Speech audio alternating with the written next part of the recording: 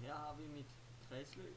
Vi har spændingskilden på to 9 volts batterier, som giver en strømstyrke på 3,6 ampere, der skiller sig i to heroppe og bliver til 1,80 og så samler sig hernede igen til 3,60. Vi har desuden en spændingsforskel før og efter lampen på 17,994 volt. Ud fra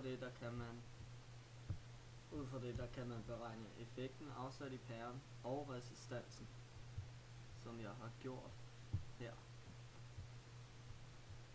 til en effekt på 32,391 volt og en resistans på næsten 10 ohm, som passer rigtig godt med det, den er sat ind heroppe, som er på 10 ohm.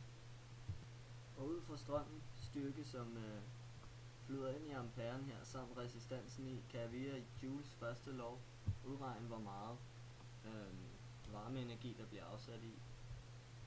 Og jeg har så valgt at gøre det her over en 3 minutters periode. Så man tager bare strømstyrken i anden gange resistansen gange tiden i sekunder, som man ser jeg har gjort her.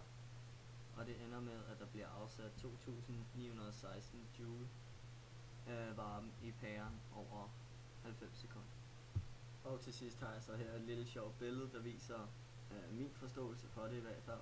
Hvordan det er volt, der driver strømmen frem, altså spændingskilden. Og det er ohmen, den skal overkomme, altså resistansen.